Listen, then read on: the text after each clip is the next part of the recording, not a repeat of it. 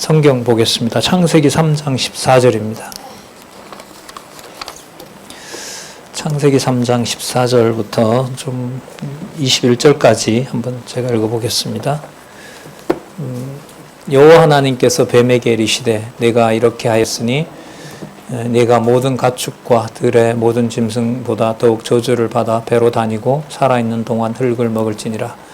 내가 너로 여자와 원수가 되게 하고 내 후손도 여자의 후손과 원수가 되게 하리니 여자의 후손은 내 머리를 상하게 할 것이요 너는 그의 발꿈치를 상하게 할 것이니라 하시고 또 여자에게 이르시되 내가 내게 임신하는 고통을 크게 더하리니 내가 수고하고 자식을 낳을 것이요 너는 남편을 원하고 남편은 너를 다스릴 것이라 하시고 아담에게 이르시되 내가 내 아내의 말을 듣고 내가 내게 먹지 말라 한 나무의 열매를 먹었은즉 땅은 너로 말미암아 저주를 받고 너는 내 평생에 수고하여야 그 소산을 먹으리라.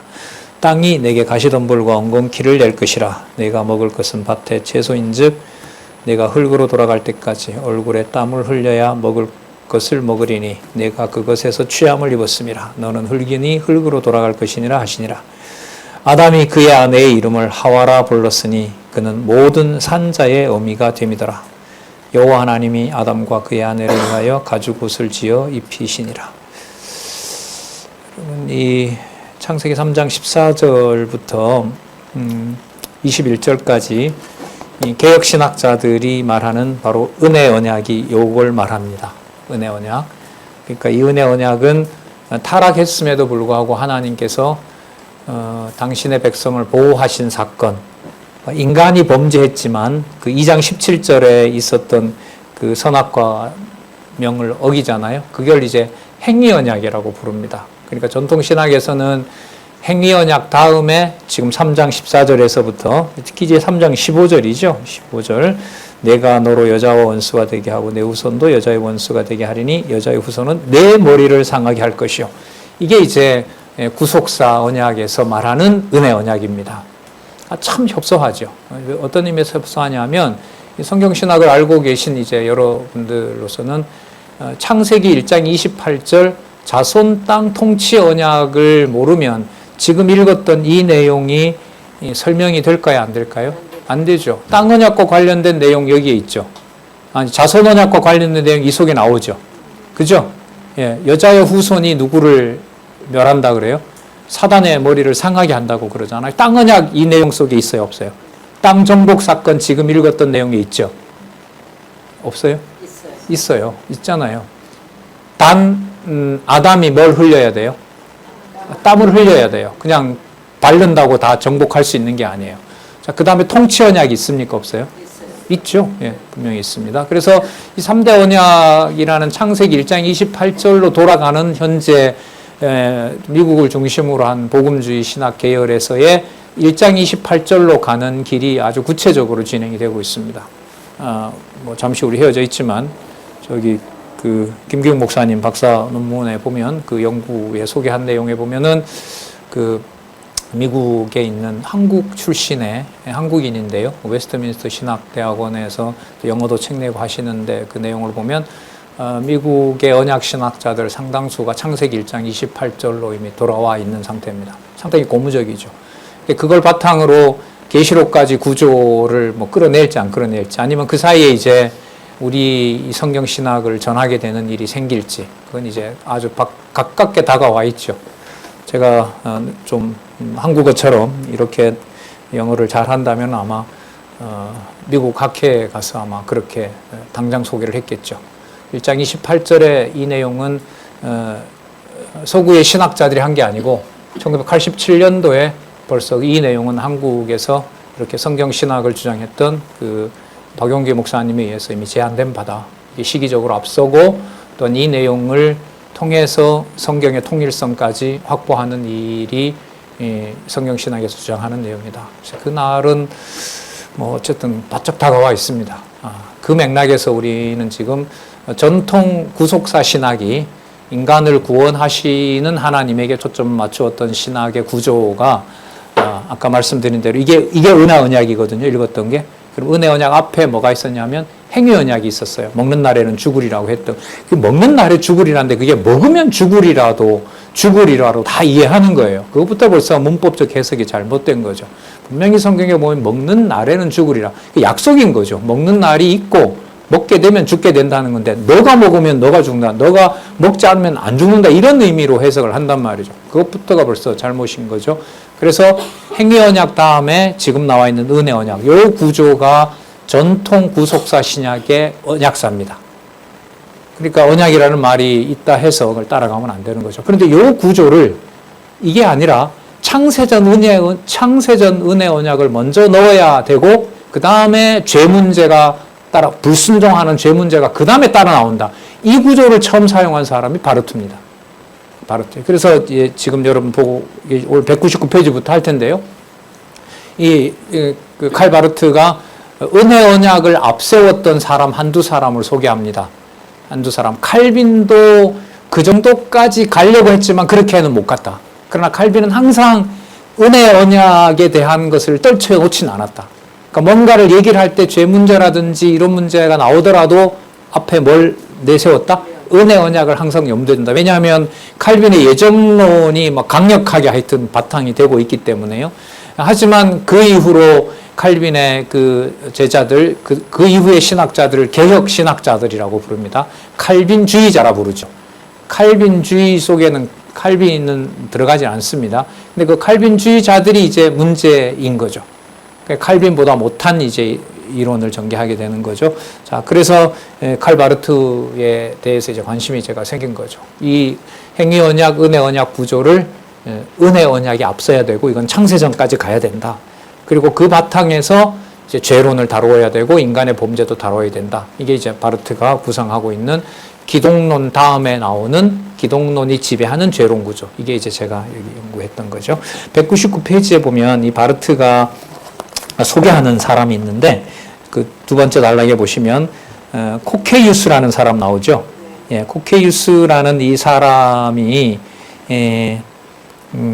계약에서 하나님의 약속이 먼저 따르고 하나님의 심판이 온다는 것을 이 사람이 반짝 봤다는 거예요. 그래서 이제 소개를 하고 있어요. 그 두 번째 줄부터 보면은요. 행위 계약에서 출발하는 코케이우스에게 계약은 피조 역사 전체를 지배하는 원리인 약속과 심판의 위협을 모두 포함하는 율법의 기초를 둔다. 이러한 코케이우스의 계약론에 대해 원론은 자, 이 사람도 어디에서 출발하는 것 맞냐면 행위계약에서 출발을 해요. 행위계약에서 출발한다는 말은 인간이 범죄한 거예요. 자유의지를 가지고. 아셨어요? 하나님이 법을 줬고 인간이 자기의지로 범죄한 거예요. 그러나 칼 바르트는 그게 이제 누구의 작정 속에 들어있다고 봐요. 하나님의 작정 속에 들어있고 은혜 계약이 지배하고 있다고 보는 거죠. 자, 근데 이제 이 코케이우스도 큰 틀에서 보면 이 사람은 행위 언약에서 출발하는 것 맞습니다. 자, 계약은 피조 역사 전체를 지배하는 원리인 고단 보세요. 이 사람 뭐와 뭐를 얘기를 해요? 약속과 심판이라고 얘기를 하죠. 그러니까 이 약속이라는 것 속에 인간이 범죄하지만 하나님께서는 구속 언약을 이루어 가신다라는 것을 코케이우스가 반짝 본 거예요.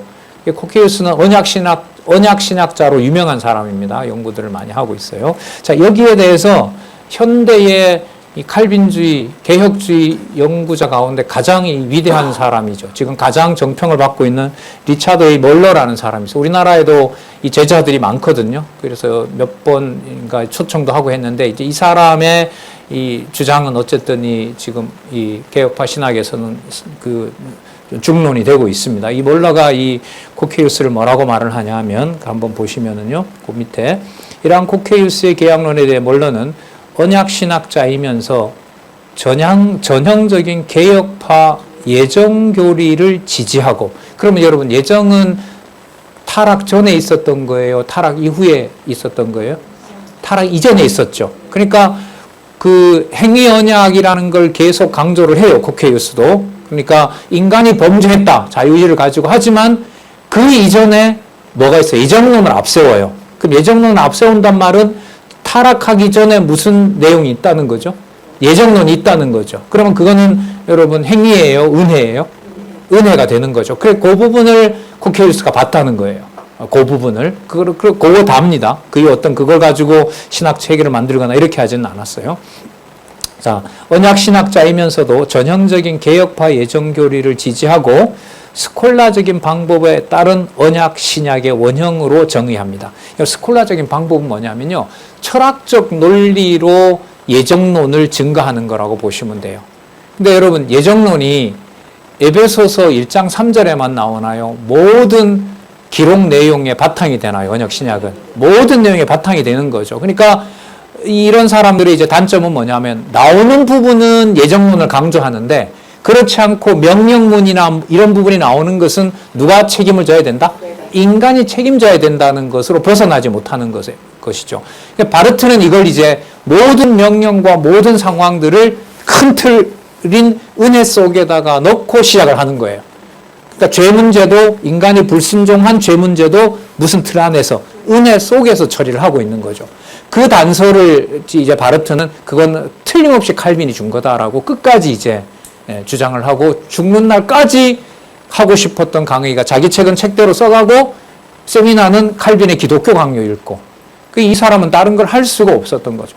그러니까 성경 보고 자기 이 화해론, 은혜론 중심의 화해론 구성하고 그 다음에 신학 세미나는 과목이니까 칼빈하고 자기는 쓰고 난 다음에 가서 성경 읽어보고 자기 쓴 내용이 맞는지 성경적으로 돌아오고 그러니까 그러면서 마태, 마가, 누가는 함께 합쳐놓은 바로 공관복음에서 그 구조를 만들어내고 그러니까 늘 말씀드리지만 마태, 마가, 누가, 요한의 이 구조는 뭐 칼빈주의자도 마찬가지지만 바르트주의자들이 많거든요. 지금 현재로서 대안으로 제시하고 있기 때문에 이 사람들에게든지 이제 누구에게든지 마태, 마가, 누가, 요한의 구조를 따라서 기독론을 설명하지 않으면 바르트는 넘어설 수가 없다. 그런데 그걸 넘어선 분이 있다. 이게 이제 제가 주장을 하고 싶고 여러분들도 그런 이제 의미에서 유의미하게 보고 있다고 봅니다. 자, 그 199페이지 밑에서 그 네 번째 줄에 보면 코케이우스가 이런 조금 더 읽어볼게요. 네. 원형으로 정해놔. 코케이우스는 계약론에서 율법은 인간의 내면의 양심으로 여전히 존재하면서 선악 판단의 기준이 된다. 아담은 선악을 알게 하는 나무와 생명나무 앞에서 하나님의 명령을 따르는 순종에서 흔들리는 형상이었으므로 결국 행위 언약을 폐기한다. 자, 코케이우스는 5단계를 통해 행위 계약이 폐기되면서 계약을 회복하는 과정을 설명한다. 이게 뭐냐면 행위 계약은 이 사람이 코케이우스가 봤을 때는 실패할 수밖에 없어요. 왜? 아담이 그걸 실천할 능력이 없다고 봤던 거예요. 아담이 실천할 능력이 없어요. 그걸 하나님의 작정 쪽에다 두는 것이 아니라 하나님의 법이 너무 완벽한 거기 때문에 이건 나중에 그리스도가 오는 거기 때문에 아담은 여러분 성경에 보더라도 오실 자의 표상이잖아요. 그렇죠? 나중에 그리스도가 와서 완성해야 된다는 거죠. 그러니까 하나님의 법을 논리적으로 아담이 다 완성하면 돼요? 안 돼요? 안 돼요. 누가 와야 되니까? 그리스도가 와야 되니까. 그런 면에서 아담이 행위 언약을 받았지만 아담이 그걸 다 이룰 거라고는 생각하지 않아요. 코케이우스는. 이걸 성경에 근거해서 그런 것이 아니라 논리적으로. 나중에 누가 와야 되니까? 그리스도가 와야 되니까 아담은 여기서 명령은 받았지만 자기가 그걸 수행하면 돼요? 안 돼요? 안 돼요. 누구가 오도록 남겨놔야 돼요? 그리스도가 오도록 남겨놔야 돼요. 참 이럴 때 불순종을 아담이 하기도 하고 자기 의지로 하지만 그리스도가 와야 되기 때문에 아담이 사단에게 뭐 할 수밖에 없고 패배할 수밖에 없고 그러니까 그거는 누가 오는 게 정해져 있어야 돼요? 그리스도가 오는 게 정해져 있어야 되는 거죠. 그러니까 이렇게 혼돈스럽게 만들어 놓는 거죠. 근데 이게 코케이우스로 본다면은 여기서 하나님의 예정 교리를 무시할 수 없기 때문에 하지만 죄도 하나님이 짓는다라는 말은 확신을 가지고 못하니까 양쪽 다를 얘기를 하는 거죠. 예정 교리를 둔다는 말은 큰 틀에서 보면 하나님의 작정과 관련해서 그리스도가 오는 것이고 범죄한 것은 비록 그걸 실천할 능력은 없지만 범죄 자체는 누가 한 거고 아담이 한 거고 아담이 한 거고 그래서 3장 15절에 하나님께서는 아담이 할 수 없었던 것을 장차 메시아를 보내실 것이라고 은혜 언약을 베풀었다. 이게 전통적인 신학인 거예요. 그래서 이제 이 바르트가 제일 먼저 아니다. 구로를 그렇게 잡으면 안 된다.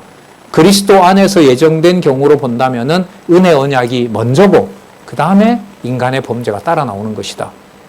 그런데 성경 신학에서는 그 그리스도의 사역을 마태, 마가, 누가를 섞어서는 안 된다. 마태, 마가, 누가, 요한 그 복음 구조 그대로 놓고 그리스도가 어떤 일을 하셨는지 어떤 분인지를 증명해야 된다.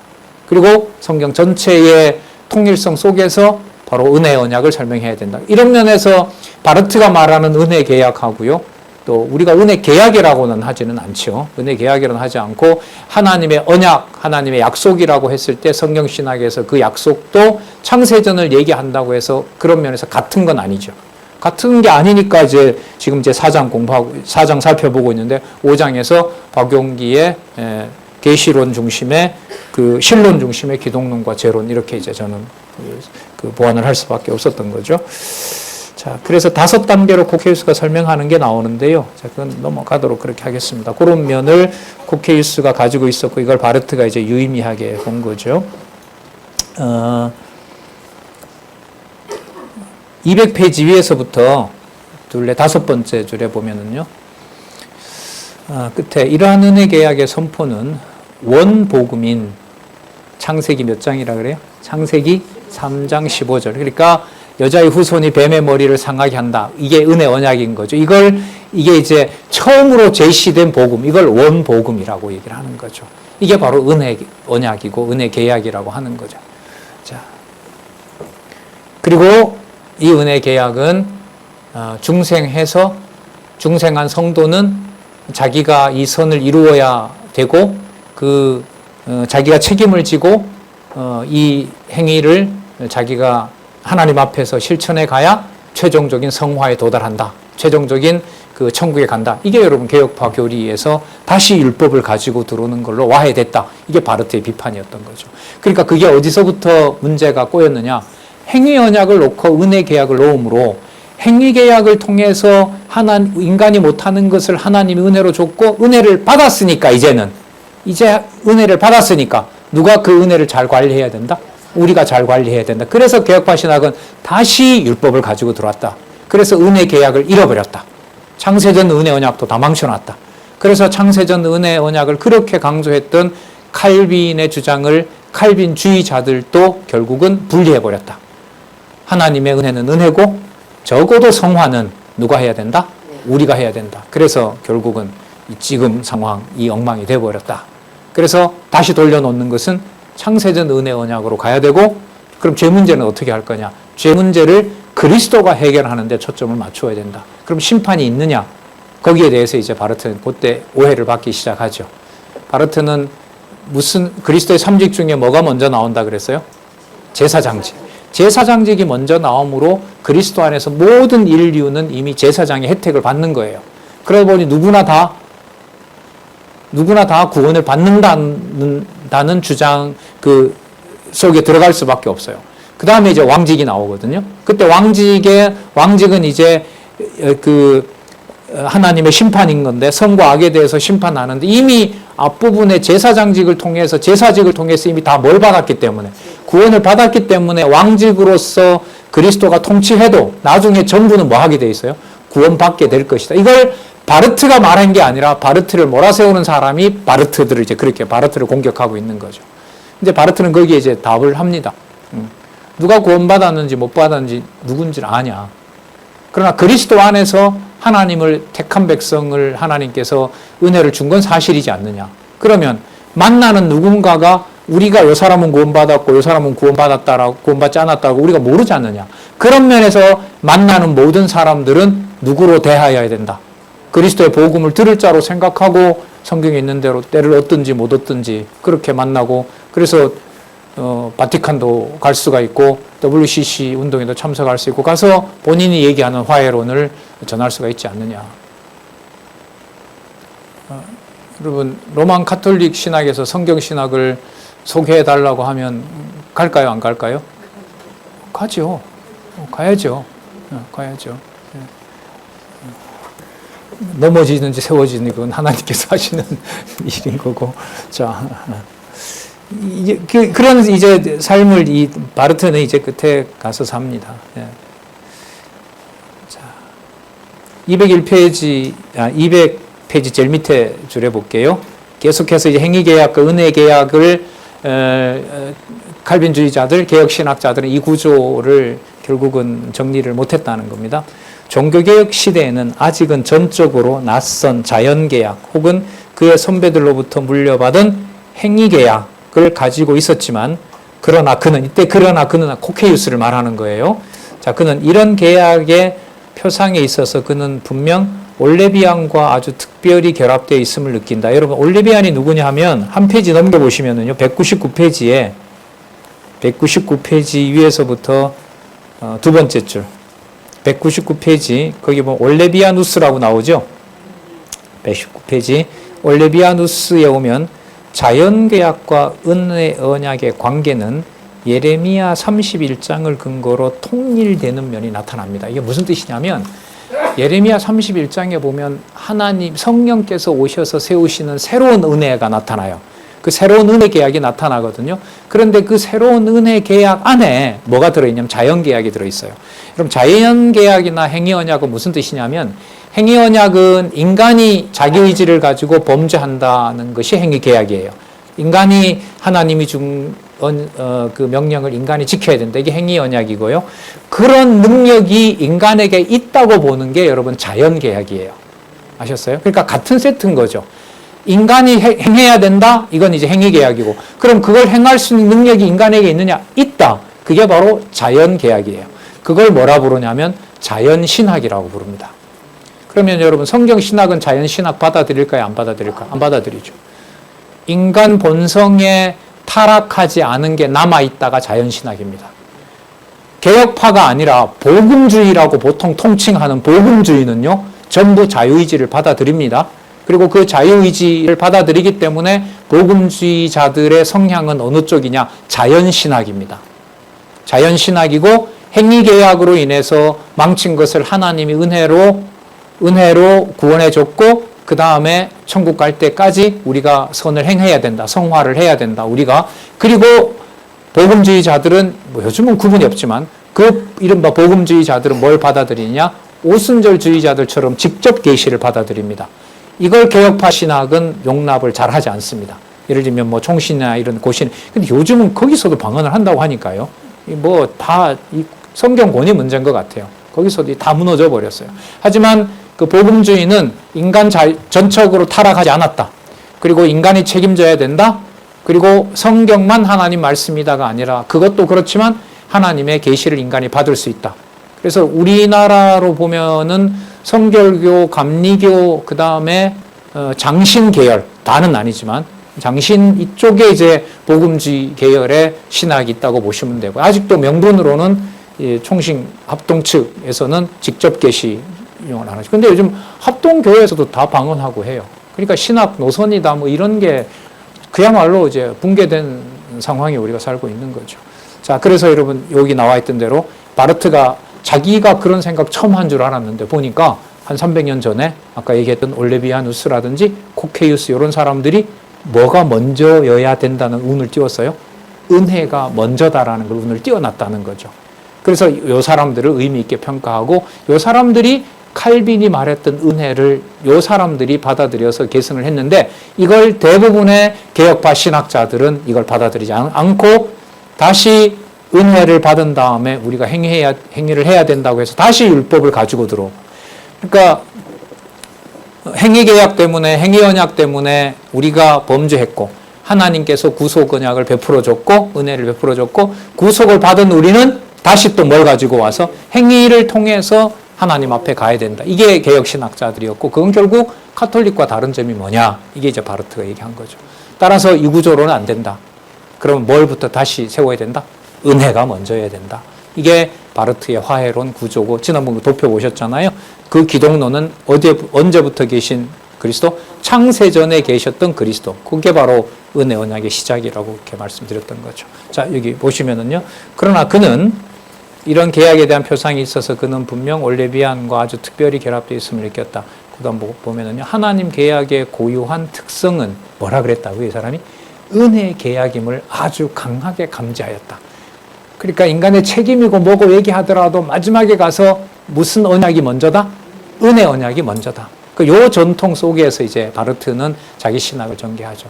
그러니까 바르트 계보는 개혁신학적인 측면에서 은혜 언약이라는 측면에서 보면은 바르트의 족보는 요걸로 봤을 때 칼빈, 올레비아누스, 코케이우스, 바르트 이렇게 되는 거죠. 이런 전통을 다른 개혁신학자들은 아니다. 그거는 그렇게 보면 안 된다. 이러면서 이제 바르트주의자들이 생기는 겁니다. 자, 그리고 이 죄 문제를 은혜에다가 넣고 생각하지 않으면은 도저히 해석을 할 수가 없다. 201페이지 밑에서부터 6번째 줄 보면요. 이에 대해 바르트는 수사학적으로 이렇게 말한다.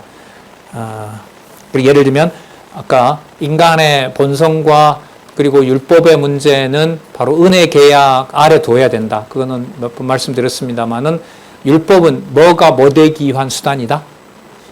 예, 모든 인류를 죄 가운데 가두고 의가 오직 하나님의 은혜로 되는. 그러니까 은혜가 은혜되도록 하도록 하는 수단이 바로 뭐냐면 율법이다. 그거잖아요. 자, 그 내용을 지금 강조하고 있는 거예요. 이에 바르트는 수사학적으로 이렇게 말한다.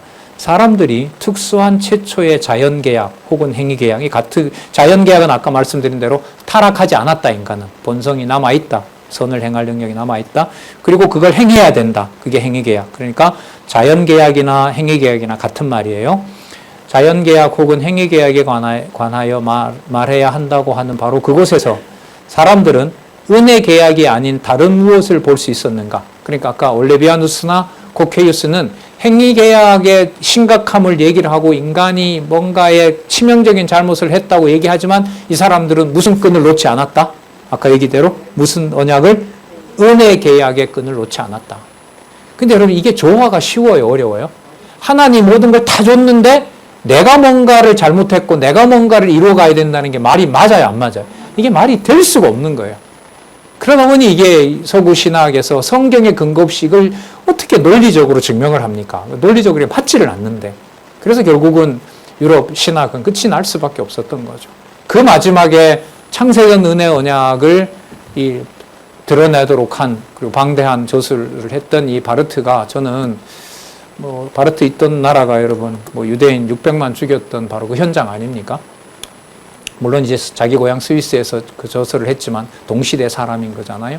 거기에서 유럽에서 일어난 또 이 태평양을 건너서 여러분들과 저에게 이 창세전 은혜 언약의 이 비밀을 중심으로 창세전 은혜 언약의 바탕을 두고 성경의 논리적 통일성을 확증한 성경 신학으로 오기 전에 은혜 언약의 중요성을 칼빈 이후 400년 전에 마지막으로 외쳤던 한 사람, 그런 어떤 교회사의 섭리사에서 저는 이제 바르트를 자리매김을 하고 있는 겁니다.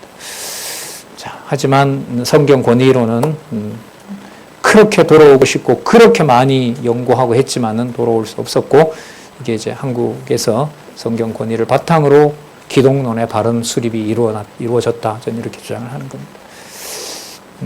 자, 계속 볼게요. 사람들이 특수한 최초의 자연계약 혹은 행위계약에 관하여 말해야 한다고 하는 바로 그곳에서 사람들은 은혜계약이 아닌 다른 무엇을 볼 수 있었는가. 이는 모든 계약은 결국 은혜계약으로 환원해야 한다는 원칙을 달리 표현한 것이다.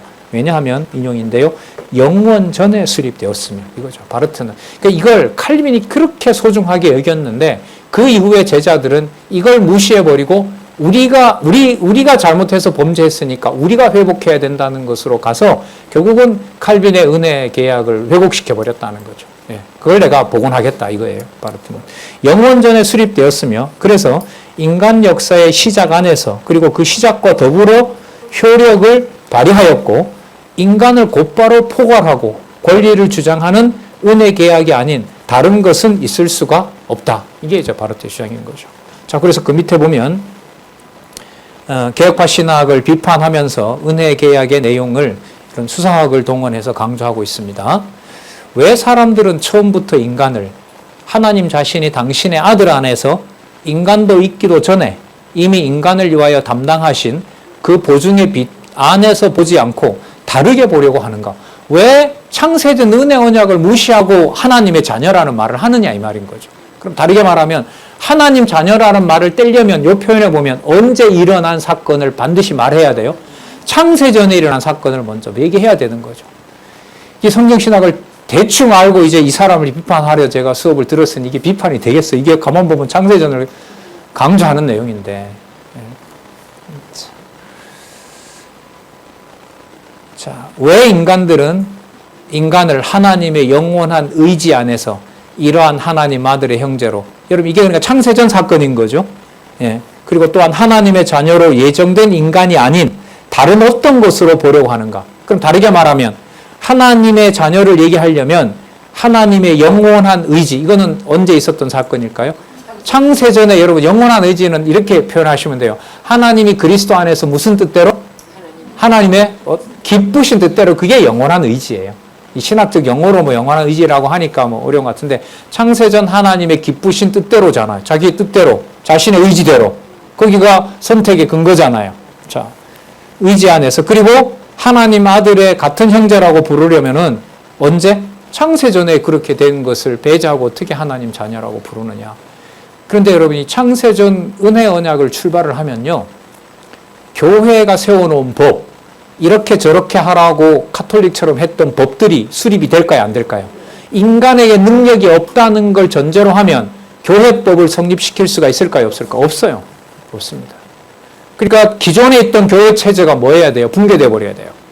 그러니까 이거 받아들일 수가 없어요. 정치신학적으로 말하면. 근데 여러분 보세요. 성경신학에서 강론집 완결된 다음에 뭐가 나와요? 교회 개혁론 나오잖아요. 그리고 아시는 것처럼 연구원들 갈라질 때 마지막에 저자가 던진 질문, 성경 강론, 성경신학 총서를 받아들이는 것과 교회 개혁론을 받아들이는 것은 분리될 수가 없습니다. 성경 강론집은 맞는데 교회 개혁론은 목사님 생각입니다. 저는 그렇게 생각하지 않습니다. 거기에서 사실상 그 어떤 명분으로 보면, 이유로 보면 그렇게 갈라진 거죠. 그 말은 여러분 바르트의 경우로 본다면 뭐냐면, 창세전 하나님의 영원한 의지를 통해서 그리스도 안에서 교회가 세워진 거라면 그리스도가 그 작정한 대로 교회를 세워 가시는 게 맞지, 거기에 인간적인 어떤 제도라든지 어떤 명령에 의해서 된다는 것은 안 되는 거죠. 그게 교육, 재정, 행정이잖아요. 그럼 교회 개혁론의 부제목 보시면 아시겠지만 교회는 어떻게 개혁해야 되는가가 아니라 어떻게 되어 있죠? 개혁되어야 하는가. 뭐 되어 있으니까? 된다고 했으니까. 안 그래요? 그리스도가 세워주시고 그리스도가 승리한다고 했으니까 되어지는 거죠. 누가 정하신 대로? 하나님께서 정하신 대로. 그런 논조를 바르트는 어디에다가? 개혁파 신학에다가 지금 그야말로 공격을 퍼붓고 있는 거예요. 당신들은 칼빈주의라고 하면서 칼빈이 얘기했던 은혜를 왜곡시킨 당사자들이고, 그걸 독일 복음주의는 자유의지를 받아들이는 겁니다. 그리고 독일 복음주의의 치명적인 건 어디에 있느냐? 기록된 메시아를 역사적 인물로 바꿔야 됩니다. 그게 독일의 바로 히틀러입니다. 그리고 지난번 논문도 제가 발표한 그 히틀러를 그 독일 민족을 여러분 게르만 민족이라는 말 들어보셨죠? 게르만 민족. 그 게르만을 영어로 쓰면 저먼이거든요. 고대로 보면 게르만이에요. 그런데 이 사람들의 민족의 기원이 어디냐면 아리안족이라 부릅니다. 아리안족이라고 불러요. 그러니까 아리안족을 통해서 지구의 그 인류 사회의 구원을 자로 보낸 자가 누구냐? 독일 기독교 연맹. 여기는 복음주의자들입니다. 칼빈주의자들은 아니에요. 독일 교회는 전통적으로 루터를 따릅니다. 칼빈을 따르지 않아요. 근데 루터는 의식에서는 카톨릭하고 다른 점이 없어요. 인간이 단지 의로 구원을 얻는다는 거예요. 그리고 의식은 카톨릭과 똑같아요. 똑같습니다. 그러면 독일 복음주의자들은 루터를 따른다라는 말은 뭐냐면, 독일 그 형식은 카톨릭을 따라가면서 인간의 공로가 아닌 하나님이 주신 의로움을 받지만 그걸 뭐 해야 돼요? 개인적으로 사회적으로 우리가 그걸 이루어야 돼요. 그리스도가 그 약한 사람을 위해서 대변했던 것처럼. 그러면 이룰 때 뭐가 반드시 필요해요? 개인적으로는 윤리 도덕적이어야 되고요. 정치 사회적으로는 누가 돼야 돼요? 지도자가 반드시 나타나야 돼요. 복음주의자들이 인정하는 바로 통치자, 기독교를 받아들이는 바로 통치자가 필요해요. 그럼 독일 기독교 연맹에서는 그 인물을 만들어낼 수밖에 없죠. 아리안 민족을 중심으로 세계를 통일하자고 하는데 독일 사람들은 얼마나 좋아하겠어요? 그래서 그 당시에 있던 사람들은 바로 그 아리안족에 준비되어 있는 메시아가 누구다? 예. 그렇게 해서 그 그리스도를 죽였던 대적이 유대인이므로 유대인이 없어져야 아리안족 중심의 세계의 복음화가 일어난다. 그래서 여러분 어마어마한 사건이 일어난 겁니다. 그게 아주 황당하고 너무나 받아들일 수 없는 것 같지만 성경의 치밀한 예를 들면 바르트가 전개한 이 정도가 아니라면은 그런 독일 연맹의 공동 발표에 대해서 거부하기가 힘듭니다. 당시 거의 넘어갔죠. 거의 넘어가고 바르트와 함께한 103명의 이 교수들이 바르멘이라는 도시가 있어요. 바르멘에 모였을 때 거기에서 바르멘 선언서를 내고 히틀러를 메시아라고 한 건 저거는 거짓 보고입니다. 저건 거짓이다에 대해서 이제 어떤 사람들은 뭐 게릴라전에 투입되기도 하고 가서 이제 도와주는 사람도 있고 뭐 망명한 사람도 있고 이렇게 해서 그 바르멘 선언이 유명하죠. 바르멘 선언 1장 1절에 보면 1조에 보면은 바로 창세전 그리스도의 존재를 바르트가 그거 바르멘 선언서를 바르트가 작성하거든요. 바르트가 작성하고 이 화해론 쓸 무렵이니까요. 거기에 기초해서 은혜 언약으로 오신 그리스도 그는 비폭력이고 총칼로 통치하려고 온 분이 아니다라는 조의 성명서를 내게 되죠. 하지만 뭐 어쨌든 독일 사회는 그렇게 만행이 일어났던 거죠. 자, 그래서 바르트의 지금 아까 읽었던 내용, 창세전 그리스도 안에서 영원한 은혜 언약 이것을 칼빈주의자들은 지키지 못했다. 그래서 제 논문은 아까 말씀드린 대로 그 은혜 언약을 먼저다. 창세전 은혜 언약이 시작이 되어야 그리스도라는 존재도 창세전부터 소개가 되고 그 아래에 기독론 아래에 인간의 죄 문제를 다뤄야 된다. 아니면 인간의 죄 문제를 해결할 방법이 없다. 그러니까 여러분 이제 좀 다른 주제로 갑니다만 그 관점에서 홀로코스트, 유대인 600만 학살을 어떻게 신학적으로 정립해야 되느냐. 그건 많은 논문들을 쓰게 되죠. 칼빈의 제자들은. 여러분 쉽게 상처가 아물지 않을 거 아니에요. 600만을 창세전 은혜 언약이 다야. 그러니까 그러면 600만 죽여도 돼. 이런 논리를 펼칠 수는 없거든요. 그럼 그걸 이제 신학의 성경에 근거해서 이제 그 이후로 잠시 이제 복음주의에서 바르트를 받아들이고 그 스코틀랜드라든지 네덜란드라든지 이런 화란 개혁 교회에서 바르트 쪽으로 기울면서 개혁파 신학이 바르트 쪽으로 오게 됩니다. 이걸 뭐라 부르냐 하면 신정통주의라고 부릅니다. 신정통주의가 맞다고 얘기하는 곳이 우리나라로 보면 장신이고요. 신정통주의는 그건 왜곡된 정통주의다 라고 반대하는 사람들이 이른바 합동측이라고 보시면 됩니다. 그런데 이쪽 저쪽도 다 대안은 없습니다. 그게 이쪽 저쪽도 아닌 칼빈주의의 전통을 따르는 개혁교회 중에 하나인 장안중앙교회에서 87년도에 처음으로 성경 전체의 논리적 통일성의 바탕을 둔 바로 은혜 계약, 그걸 증명한 일이 저는 벌어졌다고 확인을 한 거죠. 네. 자, 그 202페이지 보면 개혁파 전통신학의 죄론 비판 이렇게 나오죠. 그러니까 아까 그 말씀드린 대로 그 죄론의 비판은 전적으로 타락했다고 하는 것이 칼빈주의자들의 본래 주장이었는데 결국은 율법을 도입함으로 해서 율법을 도입한다는 말은 율법을 실천해야 되잖아요. 그럼 율법을 실천할 수 있는 능력이 인간에게 있어야 돼요? 없어야 돼요? 있어야겠죠. 그러니까 결국은 전적 타락에서 어디로? 부분 타락으로 넘어가 버리는 거고 부분 타락으로 넘어간다는 말은 그리스도의 십자가 사건이 전적이 되는 거예요? 부수적이 돼요? 부수적이 되는 거죠. 그럼 창세전 은혜 언약은 강조할 수 있어요? 없어요? 없어요. 내가 보태야 되는 건데 무슨 주장할 수 이렇게 개혁파 교회는 결국 죄론도 결국은 왜곡되게 되었다. 결국은 가톨릭하고 별 차이 없이 내가 죄를 극복해야 되는 문제로 결국은 전개했다. 이게 이제 바르트의 독한 비판이죠. 자, 204페이지 보면 부분 타락을 주장하게 된 개혁파 신학에 대해서 이제 비판하는 내용이 나오는데 204페이지 보면 부시에 따르면 이제 바르트 조교였죠.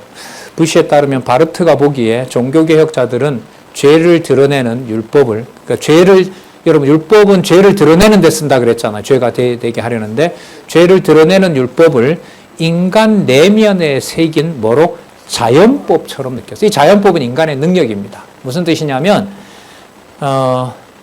착한 사람은 복을 받고 악한 사람은 벌을 받는다. 이게 사람들의 통념이잖아요. 그죠? 그리고 인간 내면에는 양심적으로 선과 악을 구분할 수 있는 능력이 있다. 능력이 있어요? 없어요? 보통 사람들은 있는 거죠. 그래서 어디에 손을 얹고 생각해봐라. 양심에 손을 얹고 네가 그 짓을 하냐?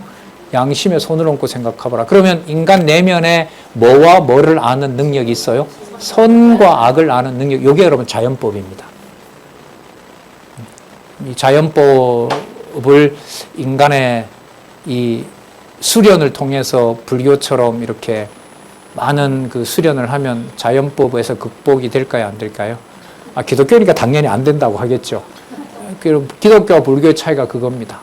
선악을 분별해서 자유로워질 수 있는 능력 자체가 인간에게 있다. 이게 불교입니다. 기독교는 선과 악을 넘어선다는 것은 하나님과 같이 되려고 하는 것이다. 근본적으로 불가능하다. 이게 기독교입니다. 성경에서 말하는 인간론의 차이가 있는 거죠. 자, 205페이지 제일 밑에 줄에 보시면 네 번째 줄부터 볼까요? 205페이지 네 번째 줄.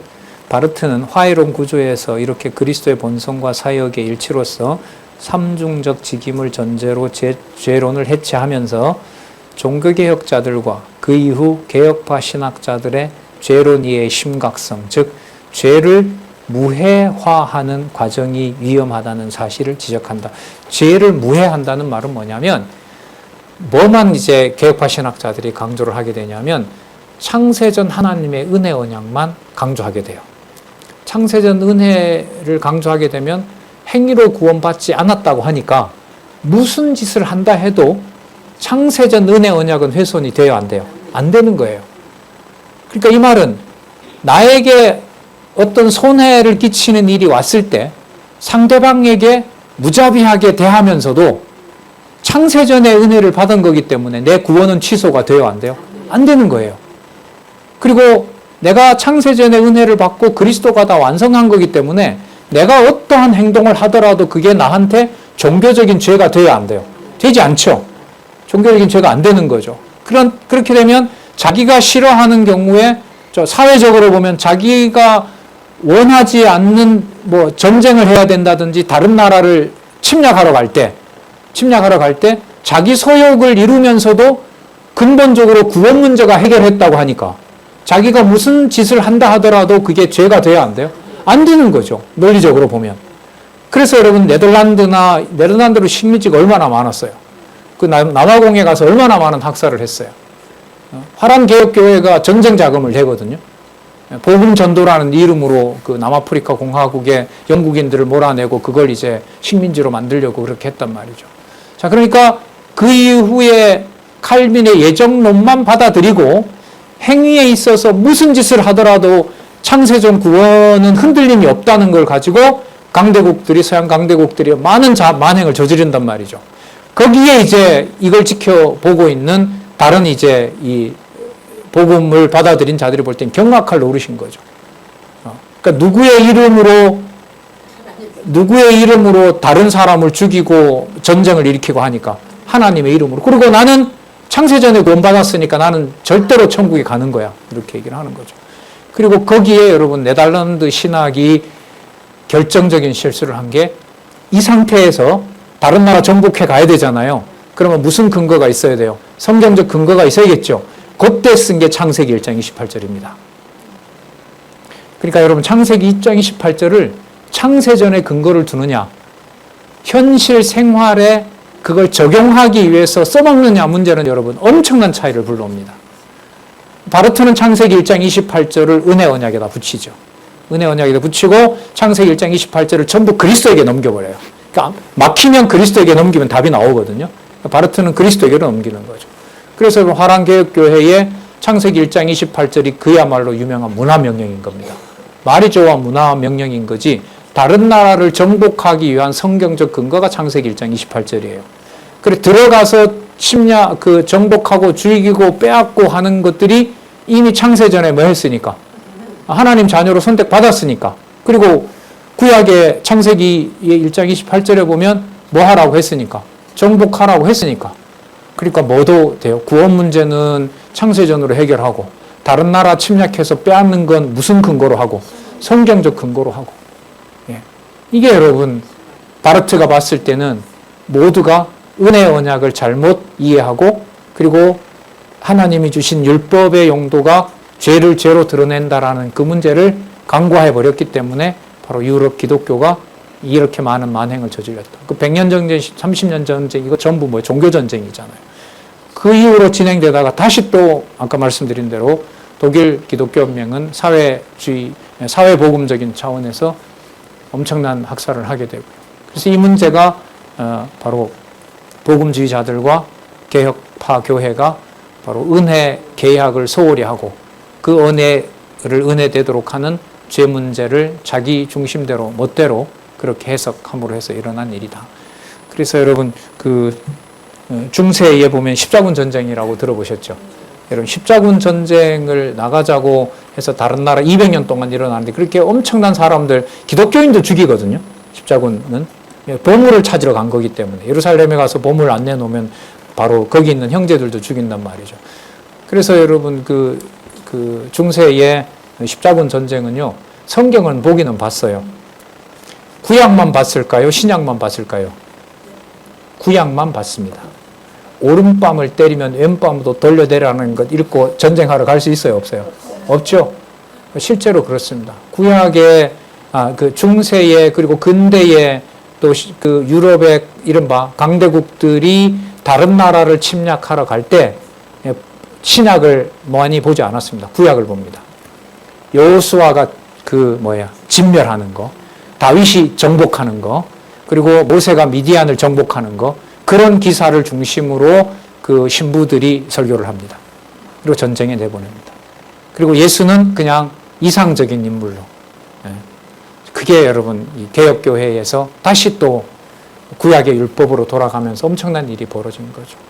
그래서 저도 독일 가서 놀랐는데 장로교다 이러면은 10 중에 10 다 장로교 교인이냐고 그게 다 놀랍니다. 그 이후로 벌어진 개혁파 교회의 만행이 너무나 많기 때문에 카톨릭하고 별 차이가 없는 것으로 그렇게 그런 태도로 대하고 있는 경우죠. 이 상황에서 이제 이 바르트는 은혜 언약을 앞세우면서 자신의 어떤 신학적 전개를 하려고 했던 겁니다. 자, 이만큼 하죠. 다음에는 218페이지 그 바르트 인용에서부터 다시 하도록 그렇게 하겠습니다. 기도하겠습니다. 하나님 아버지, 신구약 모든 내용을 살아계신 하나님의 생명의 말씀으로 깨닫게 된 것이 하나님 한없이 다시 감사드립니다. 우리 많은 지체들, 우리 동역자들 이 진리의 말씀에서 벗어나지 않도록 무한한 긍휼을 구하오며 다음 세대에게도 이 진리의 말씀 가감 없이 그대로 전해주고 또 그들도 받을 수 있는 은총을 허락해 주시옵소서. 예수님의 이름으로 기도드렸습니다. 아멘.